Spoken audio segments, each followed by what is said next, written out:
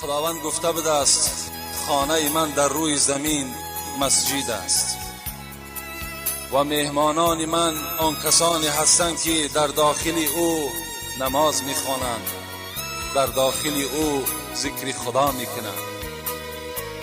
فطوبى لعبد تطهر في بیته ثم جاءنی الزائره.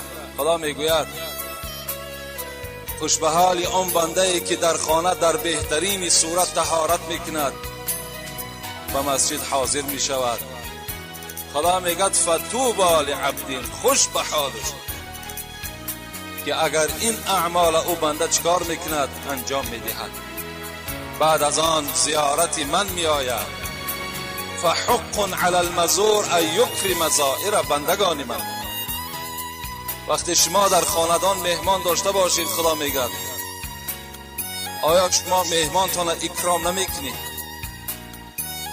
آیا در پیش مهمانتان بهترین آن نعمتی که در خانه دارین حاضر نمیکنید؟ البته میکنید.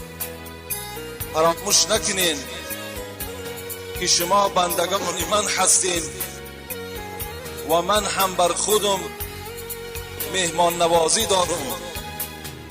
مهمان نوازی من بستانسرای جنت و نعمت جنت است که فقط مرگ در شما سبب شده است که بر پیش من آمده نمیتونین، و ایلا چنگال مرگ در شما زد، شما را من در بستانسرای جنت جا میکنم، از نعمت جنت میخورانم.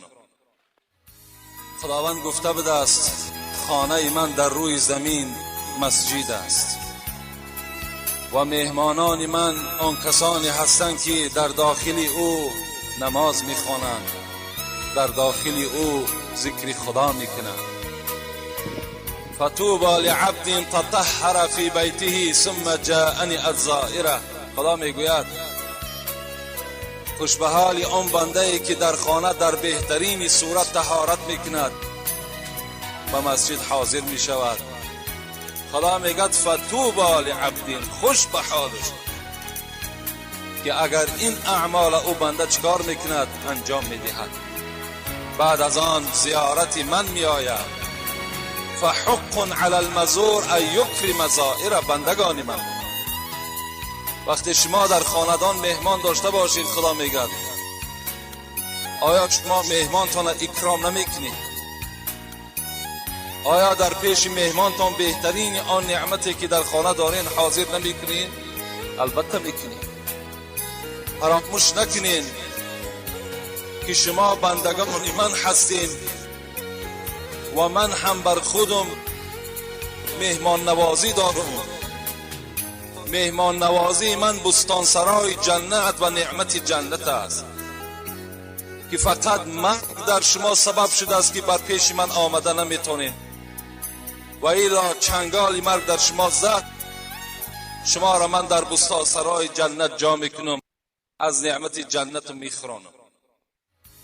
خداوند گفته بوده است خانه من در روی زمین مسجد است و مهمانان من آن کسانی هستند که در داخل او نماز میخوانند، در داخل او ذکر خدا میکنند.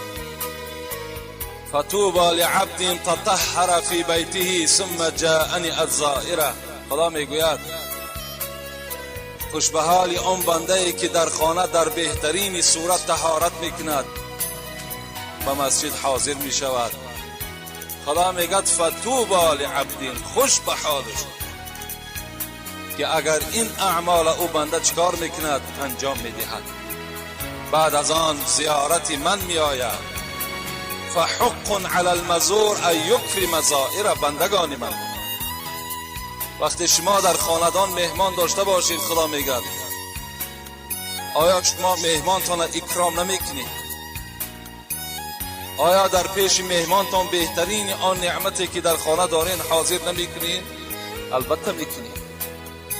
فراموش نکنین که شما بندگان من هستین و من هم بر خودم مهمان نوازی دارم. مهمان نوازی من بستانسرای جنت و نعمت جنت است که فقط مرگ در شما سبب شده است که بر پیش من آمده نمیتونین، و ایلا